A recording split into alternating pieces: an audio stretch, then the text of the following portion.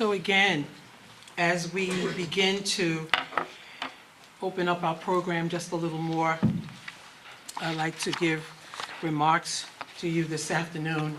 And I'm looking around the room and everyone, you know, MCs say it and we go to events and they always say, oh, everyone looks so beautiful. But when I look out, everyone does. You look so beautiful. And with your smiles and everyone's all dressed up. And I think it's beautiful when we come together like this. So this is a community event. And I'm so happy that you're here. And I hope that you will enjoy our program this year. So as we talk about our Black History program, we're blessed to have in our midst some remarkably talented artists, as well as some passionate and dedicated political and community leaders who are going to present to us today. So let's get into the spirit of the afternoon by having you join me in giving a warm welcome to our keynote speaker, Frederick Brewington, civil rights attorney on Long Island. Will we please give him a nice welcome? Nice icLi warm welcome. And we're going to learn more about these people as we go on. I'm just being brief. And then we have our honorary speaker, Dorothy L. Gooseby, Senior Councilwoman, Town of Hempstead, 1st District.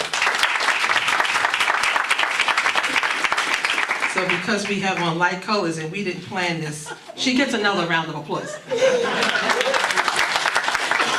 And to icLi's Lifetime Achievement Award recipient, we have Dr. Irene Betty Hilton. Give her a nice warm welcome. Thank you. We're also pleased to be joined by Renee McRae, poet. Renee. And she's the founder of Poetic Motivations. Also joining us is a very talented artist, Dr. Alicia Evans. She's a fiber artist, and you'll see her work in the other room. I want to give a heartfelt thanks to Mrs. Josetta Pierce of the African American Museum in Hempstead. Is she here with us?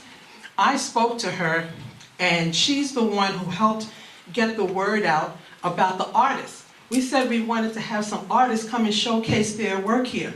I have to tell you, my phone wouldn't stop ringing. I even had an agent. I joked with her. Her name is Minna Dunn. You may know her. And she called me all the way from Barbados. She had artists lined up who were ready to come here. So, you know, we're just so blessed sometimes, and when you keep your intentions in the right place, you know, God really comes through. So we're going to try to get those people, though, another time. So, I want to tell you a little bit about Ms. Evans. Dr. Evans is a local artist from Roosevelt, Long Island, and she specializes in fiber arts. I had never heard of fiber arts. She creates fine arts through crochet on natural backgrounds such as wood and bamboo. Dr. Evans' work has been featured in Newsday and in art venues throughout Long Island and the New York City area. So again, please make sure you go in and see her work. So today, let me just have a couple of words with you. We say that our theme is this year, Black History Month, a celebration of Black life, history, and culture. Black History Month in itself is an annual celebration acknowledging the achievements of African Americans and for recognizing the central role of Blacks in the United States. There was an African American writer who stated, African American culture, it springs from historical customs and activities that have their roots in shared experiences like this and perspectives. So whether it's film, music, performance arts, celebrations in African communities have a distinctive flavor that reflects the collective struggle and the triumphs of a diverse culture. When you say Black, Black is not just Black. African American is not just African American. However, collectively, we have so many talents and so many accomplishments that are recognized and are celebrated during times like this. There is just so much to African American life, history, and culture. Included in our culture, we acknowledge and celebrate how African Americans use words in various genres throughout our history. We find that words have a significant and sometimes hidden meaning in poetry and song. For example, we see the magnitude of words in the Negro spirituals.